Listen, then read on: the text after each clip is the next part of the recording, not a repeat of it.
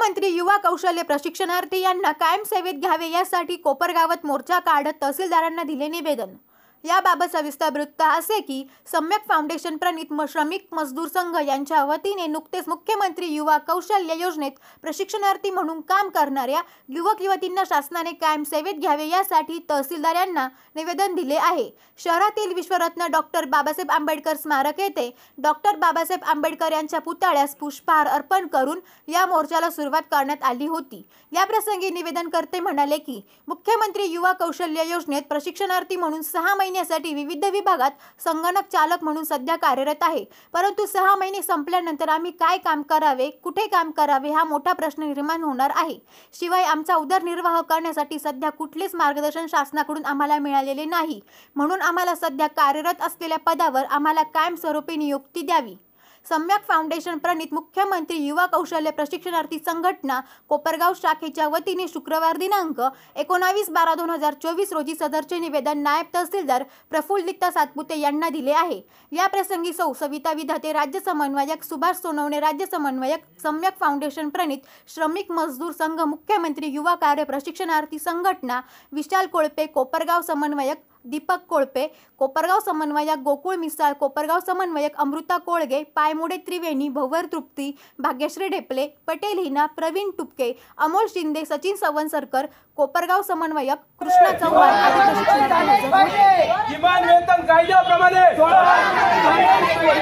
सैनिका जागा हो, सैनिका जागा हो, किमान वेतन कायद्याप्रमाणे,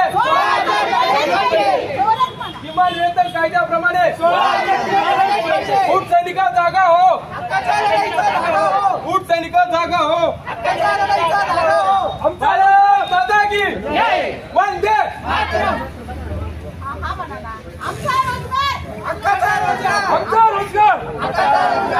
सैनिका जागा हो,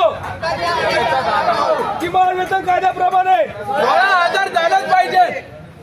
प्रणालीत श्रमिक मजदूर संघ यांचा आज 20/12/2024 रोजी तहसील कार्यालयावर मोर्चा काढण्यात आलेला आहे। या मोर्चामध्ये प्रामुख्याने तालुका समन्वयक दीपक कोळपे, विशाल कोळपे आणि सचिन संवस्कर सर यांनी हे नियोजन केलेलं आहे।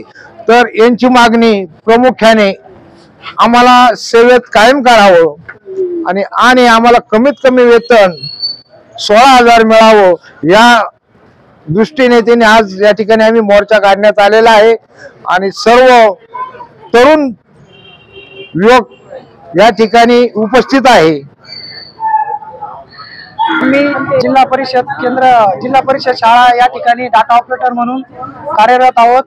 तर आमचं वेतन कायद्याप्रमाणे हे 16,000 रुपये झालं पाहिजे आणि आमची मुदत वाढवून आम्हाला त्या जागेवर कायमस्वरूपी नियुक्ती करावी अशी शासनाकडे आमची मागणी आहे। आता सध्या तुम्हाला जे वेतन वाढ आहे ती किती प्रमाणामध्ये येते आणि तुम्हाला किती प्रमाणामध्ये वाढ पाहिजे आहे? शिक्षणानुसार 10,000 आहे ती शिक्षणाप्रमाणे 12वीला 6,000 रुपये, 15वीला 8,000 रुपये आणि डिग्रीला ना 10,000 रुपये। तुम्ही किती वर्षापासून बायोडाटा याच्यामध्ये सर्व्हिसला?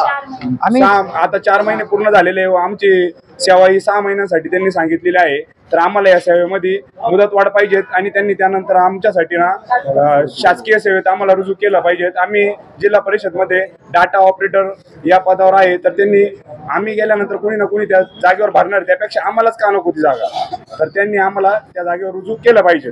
डाटा एंट्रीसाठी ह्या इंटरव्ह्यू होत असतात का त्यांचा कॉन्ट्रॅक्ट बेसवर तुम्ही अवलंबून आहात? नाही, त्यांनी तर सध्या प्रशिक्षणार्थी म्हणून घेतलेले आम्हाला 6 महिन्यासाठी। तर मग आम्ही तिथं बऱ्यापैकी सर्व गोष्टी शिकलेलो आहे त्या शाळेमध्ये व बऱ्यापैकी गोष्टी केलेल्या आहे, संगणक शिकवले आहे मुलांना, सर्व गोष्टी केलेल्या आहे, त्यामुळे आम्हाला त्यामधली बऱ्याचपैकी माहिती झालेली आहे। तर नवीन ते जर डाटा ऑपरेटर भरत असेल तर त्याला पुन्हा प्रशिक्षण द्यावं लागेल। तर मग आता आम्हाला प्रशिक्षण भेटलेलं आहे, मग आम्हीच का बरं कंटिन्यू नाही होऊ शकत? त्यासाठी आमचे सरकारकडं तहसीलदार साहेबांकडे आमची मागणी आहे का तुम्ही सरकारला हे आमचं पत्र पाठवावं आणि त्यांना सांगावं का हे पोरं इथंच कंटिन्यू करा, कारण की यांचं प्रशिक्षण झालेलं आहे। असे किती युवक आणि युवती आहेत ते तुम्ही आता डाटा एंट्रीच्या कामासाठी मग्न? आम्ही सर्व कोपरगाव तालुक्यात 63 जण आहे व बाकीचे वेगवेगळ्या शासकीय विभागात आहे. समजा ग्रामपंचायत, आरोग्य विभाग, तहसील कार्यालय, नगरपालिका, नगरपंचायत अशा ठिकाणी आहे. पोलीस स्टेशन एरियामध्ये पण आहे. तर मग आमची सर्वांची एकच मागणी आहे, आम्हाला मुदतवाढ किंवा त्यांनी कायमस्वरूपी रुजू करावं. आज या ठिकाणी तुम्ही तहसील कार्यालयात या ठिकाणी तुम्ही निवेदन दिलंय. उद्या डेप्युटी कलेक्टर असतील, कलेक्टर या ठिकाणी तुम्ही निवेदनाच्या माध्यमातून जाऊ शकता का? हो, जाऊ शकतोय. जर आमचा या तहसीलदार साहेबांना आम्ही निवेदन दिलेलं आहे, त्याचा जर लवकरात लवकर निर्णय नाही आला आमच्यापर्यंत, तर आम्ही डेप्युटी कलेक्टर साहेबांपर्यंत नक्कीच जाणार आहे.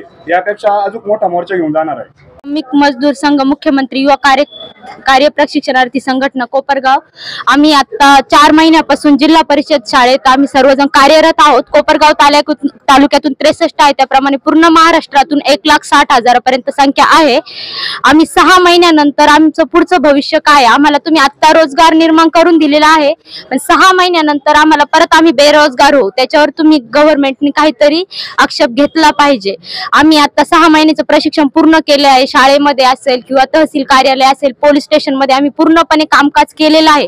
आम्हाला 6 महिन्यांचा अनुभव झालेला आहे. 6 महिन्यानंतर जर तुम्ही आम्हाला काढून दुसरे कोणी टाकले तर तुम्हाला परत प्रशिक्षणार्थी म्हणून त्यांना परत पूर्ण शिक्षण द्यावं लागेल. तर त्यापेक्षा आम्ही पूर्णपणे आता शिक्षण घेऊन आम्ही प्रिपेअर झालेलो आहोत आता 6 महिन्यामध्ये. तर आम्हाला ह्या 6 महिन्यानंतर तुम्ही कालावधी वाढून द्या, पगार वाढून द्यावं. त्याप्रमाणे ज्या सरकारी नोकरदारांना ज्याप्रमाणे सवलती देऊन पूर्णपणे सुट्ट्या वगैरे व्यवस्थित हे करून ज्याप्रमाणे तुम्ही रुजू करून घेतात त्याप्रमाणे आम्हालाही रुजू करून घ्या. सम्यक फाउंडेशन तर्फे आम्ही हा मोर्चा काढलेला आहे. तर आम्हाला संस्थापक विधाते सर व आमच्या सविताताई विधाते सर, त्याप्रमाणे आमचे सोनवणे सर आम्हाला आज इथे आलेले आहेत. तर आमच्या यांच्या मार्गदर्शनाखाली आम्ही हा मोर्चा काढलेला आहे. तर त्याचप्रमाणे आम्ही तहसीलदार साहेबांना आज निवेदन दिलेलं आहे. तर आम्हाला इथून पुढेही जर आमच्या या मोर्चावर काही आक्षेप घेतला नाही, निर्णय दिला नाही, तर आम्ही याच्यापेक्षाही मोठा मोर्चा आम्ही कार्यालयात घेऊन येऊ परत.